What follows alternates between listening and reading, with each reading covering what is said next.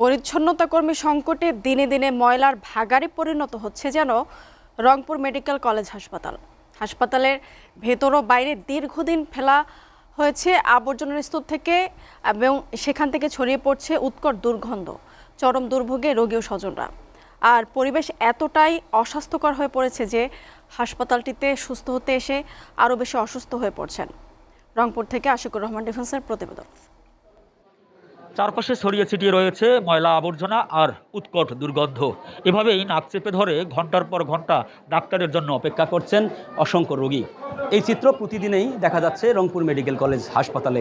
বিভাগের ৮ জেলার মানুষের উন্নত চিকিৎসার অন্যতম আশ্রয়স্থল ১০০০ শয্যা বিশিষ্ট এই হাসপাতালটিতে প্রতিদিন ভর্তি থেকে চিকিৎসা নেন প্রায় ২০০০-এরও বেশি রোগী। এছাড়াও বহির্বিভাগে প্রতিদিন চিকিৎসা নিতে আসেন গড়ে ৩০০০-এরও বেশি মানুষ। কিন্তু দীর্ঘদিন থেকে হাসপাতাল ক্যাম্পাসের চারপাশ ও বিভিন্ন ওয়ার্ডের ভেতরে ময়লার স্তূপ জমে থাকায় চারপাশে ছড়িয়ে পড়ছে উৎকট দুর্গন্ধ।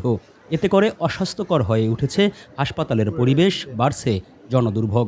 অন্যদিকে দূর দূরান্ত থেকে চিকিৎসা নিতে আসা অনেকেই অভিযোগ করছেন নির্ধারিত সময়ে বহির্বিভাগে দেখা মেলে না ডাক্তারের। হাসপাতালের ভিতরে ঘুরে দেখলাম সব জায়গায় ময়লা আবর্জনায় ভর্তি, দুর্গন্ধ। যেখানে সেখানে পায়খানা, টয়লেটের সামনে কোনো পানির ব্যবস্থা নাই। এবং ডাক্তারকে যদি কিছু বলতে যাই ডাক্তাররা উল্টে ধমক দিচ্ছে। 2 ঘন্টা ধরে লাইনে দাঁড়ায় আছি, ডাক্তার এখন পর্যন্ত নাই।